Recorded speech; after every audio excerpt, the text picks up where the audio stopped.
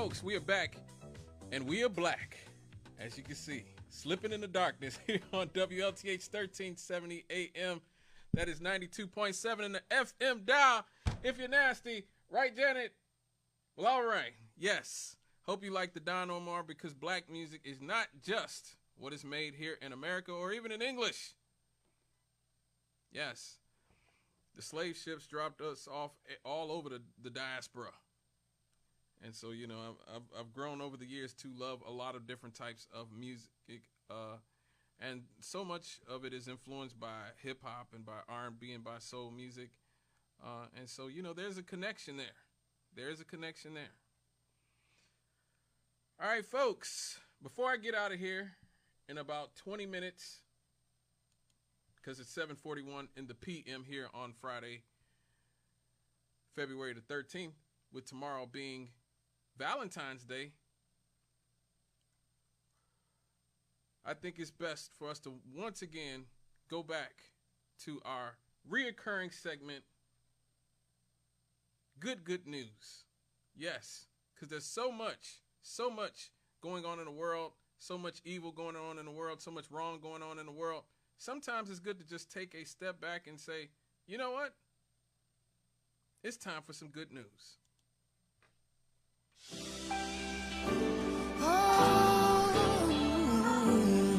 There is a light for the blind man, a sound for deaf ears.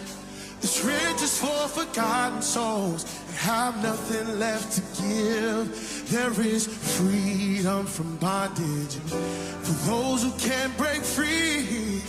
This is the gospel of Jesus, and it's good news. Let us remember we have good news.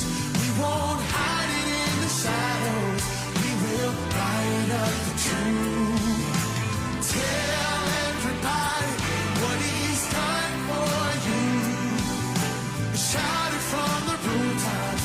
We got good news. Hey! Yes, good news is going on in the world, even with all the discovering that all of our elites are crazy, more than likely murderers and pedophiles. There is good news going on, folks. When the U.S. Department of Health and Human Services and the United Department of State announced in January that the United States was completing its withdrawal from the World Health Organization due to the organization's alleged mishandling of the COVID-19 pandemic that rose out of Wuhan and its failure to urgently adopt needed reforms, many people question what would be the effect of the world's richest, most powerful country completely removing itself from the World Health Organization. And the answer is apparently the rest of the world has been getting down without us. Like, seriously. Apparently the rest of the world has really been getting down, and they've really come close to curing and are at least treating some diseases that many people thought were untreatable for many years. We are learning, thanks to not only the U.S. leaving the World Health Organization, but World Cancer Day last week, that many countries around the world are this close, and I mean this close, to eliminating the scourge that is cancer from our lives. How about that? Yes. How about that? Yes! Yes! Yes! Celebrate good times, come on! All right. But yes, a lot of the countries of the world have been doing a lot of research and have been getting their boogie on when it comes to eliminating, or at least coming very close. I won't say they're totally eliminated these things, but they are coming very close to eliminating some of the most deadly and feared diseases in mankind's history. So, well, first we learned that pancreatic cancer has been cured. Yes. How about that? Pancreatic cancer has been cured.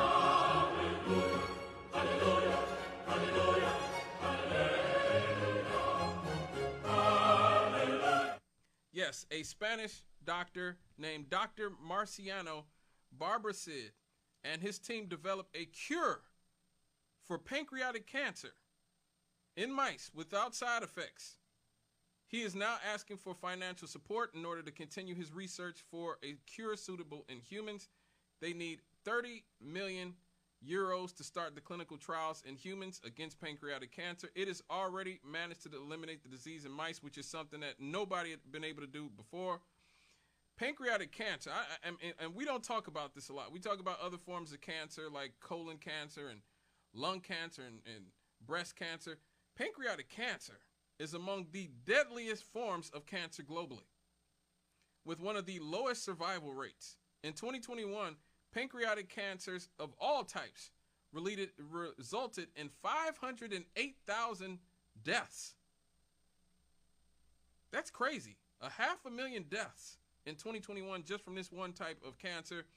It is the 5th most common cause of death from cancer in the United Kingdom and the 3rd most common in the United States. I had no idea of that.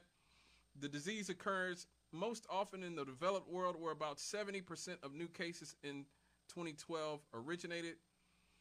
Pancreatic adenocarcinoma typically has a very poor prognosis after diagnosis. Only 9% of people survive after 5 years globally, and 13% live for 5 years in the U.S. And so we are very close to permanently eliminating one of the most dangerous, deadly forms of cancer from all of our lives, thanks to Dr. Marciano Barbercid in Spain. So he went viral because he has a very distinctive birthmark on his face a few weeks ago, and a lot of people were making fun of it. And I'm going, look, this man is curing cancer. Okay, let's leave the jokes at home, folks, for this one. But he's not by himself. Also, in Korea, scientists at KAIST or KAIST just did what was thought to be impossible. They reversed colon cancer cells back to normal, healthy cells. They reversed cancer. Reversed it. That is incredible. That is absolutely incredible. Yeah, boy. Instead of destroying the cells with chemotherapy, they flipped genetic switches to reprogram malignant cells into behaving like regular intestinal cells without any uncontrolled growth whatsoever.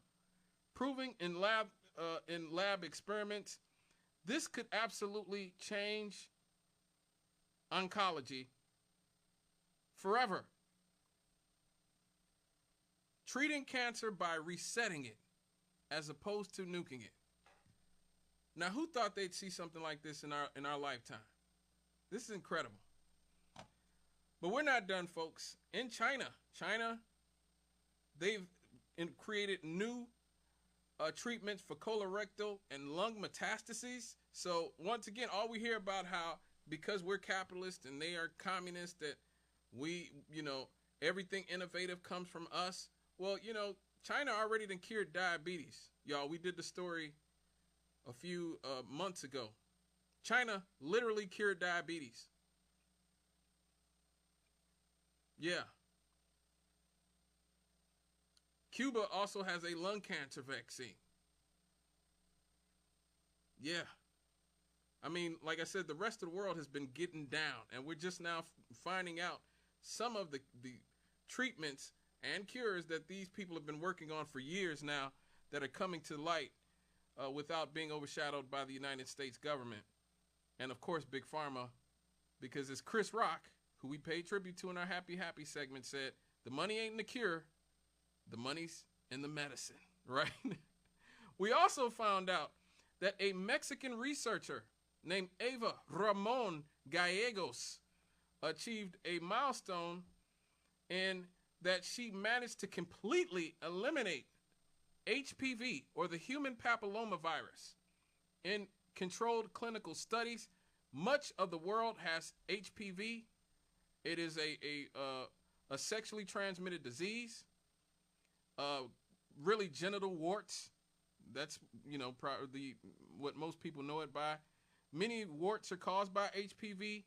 These lesions, depending on the site affected, increase the risk of cancer on the cervix, the vulva, the vagina, the penis, the anus, the mouth, tonsils, and throat. A lot of people don't know a lot of throat cancers come from HPV. Nearly all cervical cancer is due to HPV, and two strains in particular, HPV 16 and HPV 18, account for nearly 70% of all cases. HPV 16 is responsible for almost 90% of HPV-related cancers of the mouth, throat, or tonsils. That is incredible. Between 60 and 90% of other cancers are also linked to HPV. Other cancers listed are linked to HPV. HPV 6 and HPV 11 are common causes of genital warts and laryngeal papillomatosis. HPV causes about 5% of all the cancers worldwide, and about 37 cases of cancer in the United States every year. Cervical cancer is among the most common cancers worldwide, causing an estimated 600,000 new cases and 340,000 deaths in 2020. About 90% of these new cases and deaths from cervical cancer occurred in low and middle income countries.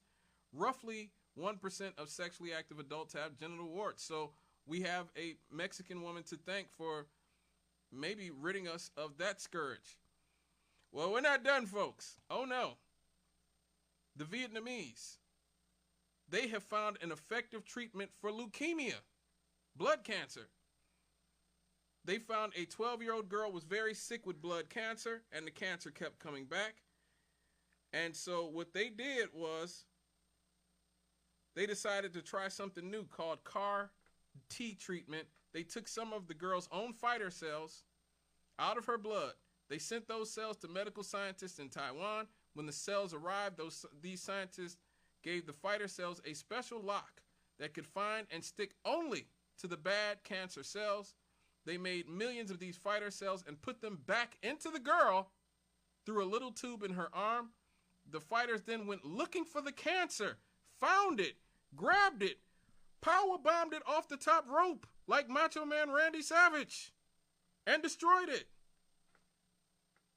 After a few days with a fever and her doctors watching her closely, all of her cancer disappeared. So, I mean, that is incredible. Again, a treatment for leukemia.